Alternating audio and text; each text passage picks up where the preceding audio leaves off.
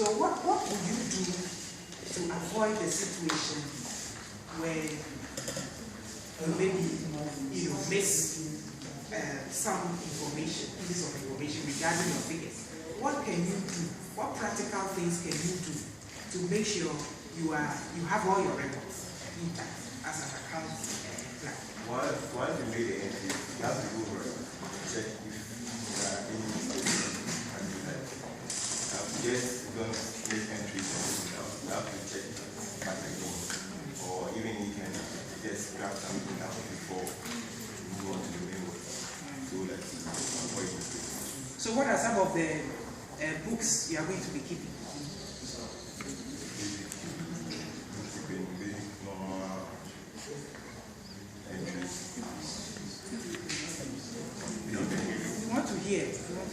Basic entries on payment. Basic entries on payment.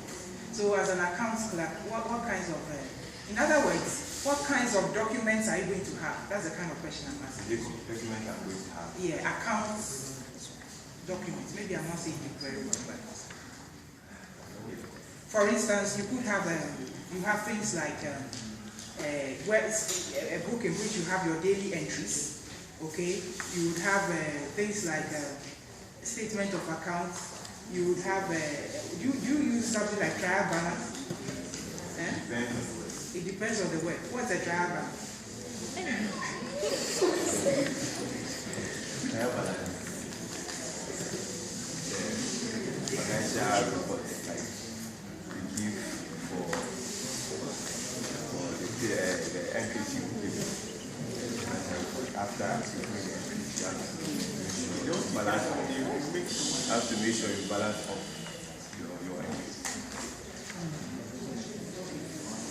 What accounting software are you using for the sanction?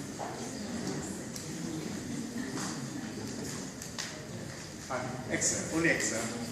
That's the only one you know. Okay, so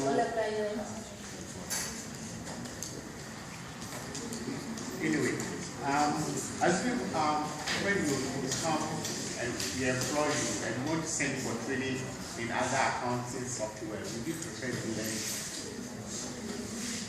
learn? Okay. Now, with all that you told us, how much do you want us to pay? 1,500 to 2,500. That nets, of course.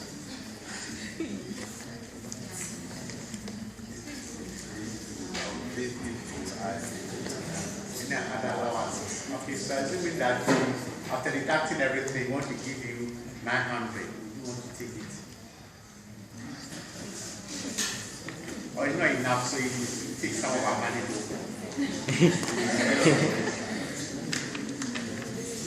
Any questions for us?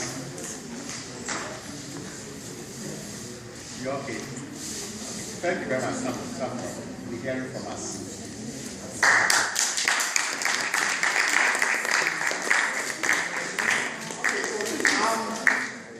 We've had 4 interviews, isn't it? Yeah. I want to give you some feedback before we take the next break, and then two more. Then let's get feedback. Let's give you feedback, and then I'll start now with Mubarak. I'm not so sure whether the dressing is very appropriate. It's very important, okay? Dressing is very, those of you came for Otieku's presentation. How many of you came for that presentation? They didn't come. You see what you missed. If you came, you would have dressed very nicely, okay? Dressing is key, okay? You should dress appropriately. I think, and those of you who came for the interview session with last week, we talked about dressing up for it. Yes, dressing up. And then the other thing, there's always a question they might always ask. Tell us about yourself. That is the point where you need to sell yourself. Put your best shots forward, because you might not have the chance to talk about yourself anymore, isn't it? So give all the, talk about yourself, blow your mind. It's not about, of course, as she might have told you, it's not about how whether you are the seventh child and you like plantain and beans and things like that. But you see, it's something that must be related to the job. Okay? I mean, sell yourself properly. Most of you did not sell yourself properly, and I think that is not very good. Sorry, let me just add to that. Try to link what you have to the job. And so make sure you read about the job description, what it's looking for. And then highlight the areas that you have that can hit home. As I kept saying, what makes you a better candidate than the others? Why should I consider you above the others?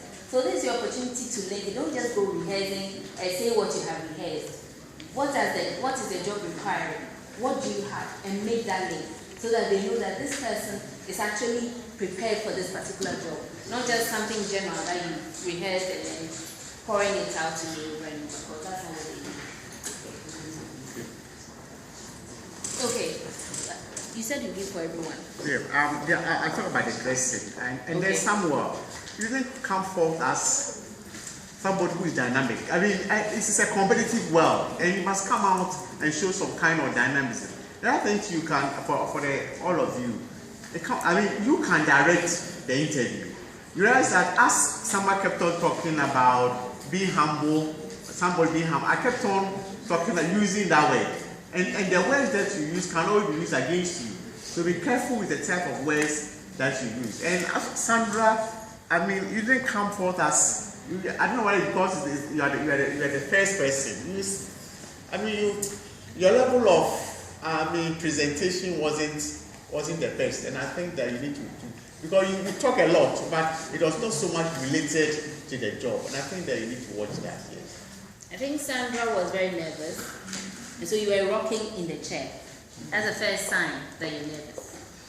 Whatever you do, take in a deep breath. Say something positive to yourself out there before you come. I can do this, or I am the best person. Say something positive to yourself and walk in with that confidence. But if you sit down, you start rocking, or you start shaking the paper or fidgeting, straight away they tell you are nervous. So please watch that. My first issue is the CVs that you're giving me. Most of them are not good enough. Maybe you need to come and see it in the center later and get proper feedback. Customized one on your sheet. One thing I've been stressing over and over here, don't do copiatus. And I have said if you have a font style that you started with, carry it on through. You have font style this, and then you look further down and it has changed. What changed? The picture I'm getting is you copy this from somewhere and you paste it. Maybe so, maybe not, but that's the picture I'm getting. Make sure there's consistency. Whatever you start with, carry it on through. When you finish, highlight everything and choose and make sure that it's synchronized, because otherwise it doesn't look like, and you keep saying you pay attention to detail, but straight away this tells me you're not telling the truth. So you see how very, very little things can take you out of the race without you even knowing. So consider that, and then the alignment and all that. If you say you are IT level 2, level 3, and I'm not seeing it on this one, now it's difficult to convince me. So check it. And then I think Mubarak started well, but somewhere along the line, I think a person or two flawed you, and then you didn't know what to say. That's how it is. So make sure that you are consistent, on point. But when you start already thinking, oh, let me give this person an 8, let me give him a 9, and then at some point you start dropping, and then they think, oh, maybe I should do a 4 or a 5. Try and stay consistent. Whatever preparation you've made, let's carry on through. And like Mr. Rafi is saying, sometimes the answers you gave will corner you. You said something, and then I used that, didn't I? And then at some point I realized that your answers were not forthcoming, because I'm sure you didn't envisage that kind of question. So please don't use words affable and things if you don't know what it means. And then, where is my other thing? But please, when you're done, those of you who've interviewed, come for your CVs, because we put some information on there that might help you. And then, when you write the course, University of Ghana, no course. I don't know what you're studying. Make sure you have the course. And if it's to date means you're not completed. You can put in brackets expected date of graduation. 2020 or whatever it is, and the person has an idea. And then please don't use Temasco and POSA and things. I don't know Temasco. I don't know POSA. Use the full name. If you like, you can put that in brackets. But at least use the full name the first time so we know. Don't assume the person knows. Maybe they don't. If it's a school, art school. If it's a college, or if it's a church, if you say Assemblies of God, you assume I know. What if I don't? Is it a church? Is it a school, a society? What is it? So make sure you clarify some of these terms that you use. And then, I think that's about it. Yeah, and then if you write St. Mary's Senior High. Where is St. Mary's Senior High? I don't know. Is it the one that? Bimila. Takrady. There's one at Takrady. Where is the best? Kumasi. I don't know. That's Gifty. Gifty, where are you? Gifty is sitting there. Where's St. Mary's Senior High? Kolegono. So if it's in Accra, if you don't want to write Kolegono and you want to write Accra, write Accra. You've written University of Ghana Legon and then you say St. Mary's Senior High, and I'm sitting there thinking, is that the one in Kumasi? No, that one is not senior high, that's secondary school. Do you get me? Make things easy for the interviewer so that they don't corner you along these lines. So once you see some of these things come up, it's like you're irritating them. So the slightest thing, they want to sort of pin you down or just okay, an internal or just quickly be on your way out. But that's not what you want. If it's a school, if it's whatever it is, wherever it is, indicate and then move on from there. And please, the alignment. If you are using whatever, show alignment properly. Like I'm saying, if you don't know it, get someone to help you. It's okay. No, I won't know that you got someone to help. But make sure it looks professional. Because as I keep saying, this is the first step that will take you through the interview. Even before you are called to see how beautiful you are and how much good English and good French you can speak. So make sure that this sells you very well before you even think about the Bofo that you're going to speak, the affable and the other person. Okay? Being humble, yes, you understand being humble. The way my pastor defines it is different from the way you're explaining it. Anyway, so Auntie Bridget, your feedback. Well, thank you. I think a lot has been said already. A lot has been said already, but I just want to mention some of the things we look at, we look out for. Okay.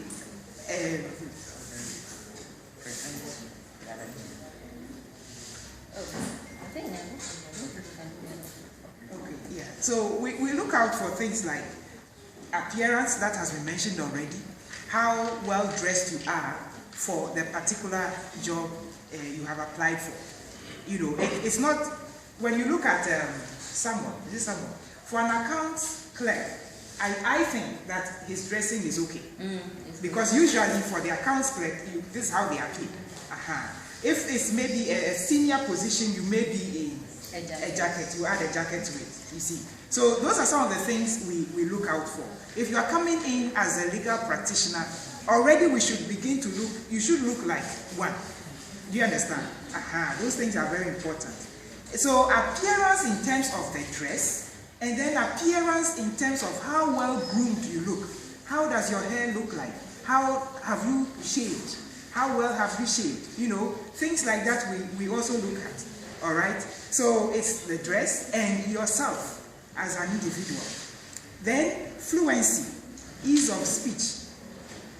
It's good to be able to speak well, speak clearly, be articulate. You know, let's really hear what you are saying. All those things are important. Self-confidence, you know, we mentioned that in relation to a few of the candidates. It's important. So, and you know, to be able to be confident, it will come from your preparation. How well you have read about what you are going in for. Read around that job. Read beyond the organization. Okay? And trends. We asked her about the law decision and all that. Exactly. You know, current information is important. And then your attitude. For instance, if you are asked a question and it seems to be getting into your private life, okay, the way you take it, the way you react to it, all those things may be a way of testing you to see how well you fare if you are given the job. Okay, so we look at things like that. Then poise. How much you are interested in this job. You know, how are you showing us that you really want this job?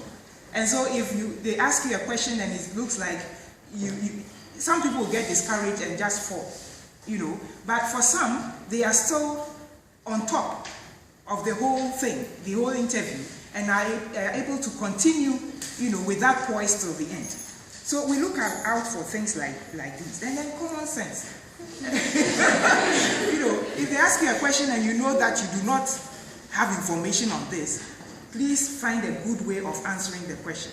Probably you may just need to say, honestly, I have heard a bit about this, but I need to get some more information on this. It shows that you don't want to behave as if you are informed about it and then truly you are not, and you go and say something which is wrong, okay? So you need to be very, you know, use your intelligence there, okay? That's important. Yeah, and we also look at the CV and try to find out whether what you have put down on your CV is actually true. So if you could be asked a question about what you have written on the CV, make sure you can talk about it. Make sure you can explain what you have written. Make sure you can show that what is on the CV is actually true. Okay? So if you say you have so and so skills, make sure you can actually talk about it and show that you have those skills. So those are some of the things we look out for, even as you come, you know, to face the panel. A salary. So I'll leave that to you. 1,500 to 2,000. Okay, where did that thing come from? What? Everybody say 1,500. Ask her to know how much it takes. No, we have to. We can't do it. It's fine. We're ready. You should have started speaking. Don't wait for him to ask if you're ready before you start. And let me think about it. It's just a second or two. Or you know, let me reframe it in such a way that is clear. I mean, that gives you an opportunity to just during that time you're saying that you are thinking through your answer. It's not that now that you're going to sit there and think for 5 minutes before you answer, because they won't wait.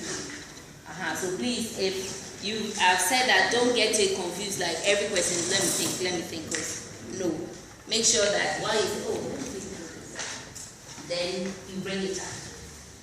Okay, just a second or two, not like waiting. And then I think it was guilty. Every person we asked you started with okay, and then you go on, okay. I think this thing I've noticed it amongst a lot of students. That is not professional. Go straight to the answer. You know the answer, just go straight to it. Don't say okay before you go on. That is waiting time that you can use to tell yourself for saying something. You can take 2 more. Okay, 2 more. Guilty. Are you ready? No. Please, after I see this, please see us for some more information. For the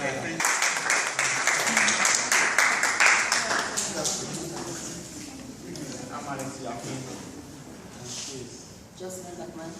I'm Bridget. British Palmer. I know you are British Palmer. That's what I recall. Anyway, British, tell us a bit about yourself. My name is British Palmer. I am a student at the University of Ghana, and I'm offering BA Psychology and Study of Religions. I am an effective communicator, and I can also work within a team. I also have clerical skills and can work well with Microsoft Suite. Tell a bit more. You started very well, so go on and tell a little bit more about yourself. Is that all you can say? As I said, I'm an effective communicator. I can communicate well with others. I can also work in a team. I have a good relationship with clients, and I can also work well with the computer. Okay. You say you can work well with clients. It seems that you've done some internship with Ghana Revenue Authority. What did you learn there? I learned how to be confidential as when you are doing your job. With Ghana Revenue Authority, they deal with taxes. And most times when I went there, I kept record of taxpayers in folders. I learned that I should be confidential about issues that I do at work. And I also learned how to work with other departments. I also learned how to work with senior staffs who were also there and my colleagues as well. Okay. So,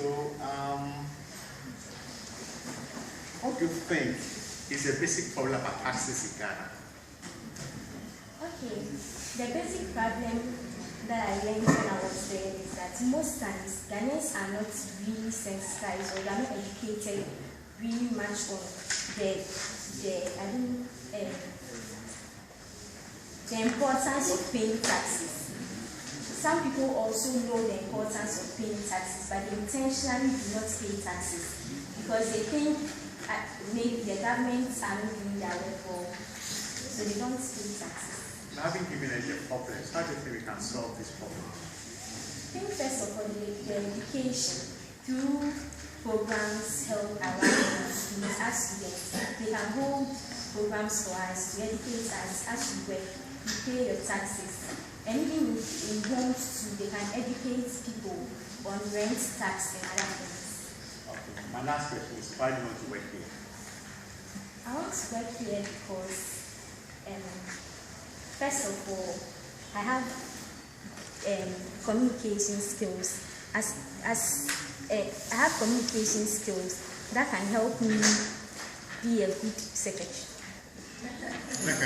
That can help you make a good secretary. Okay. That's why you want to work here. I also want to help the organization grow. How? By bringing in what I have, my skills. What skills do you have? After this, we want to know the skills that, apart from telling us about being an effective communicator, having clinical abilities, and wanting working well in a team. What else do you have? I can build good relationships with others. You can make good relations with others. Get more customers for you. You're a customer service person. But as a secretary, some organizations have front desks where secretaries sit. So you sometimes meet clients who come in.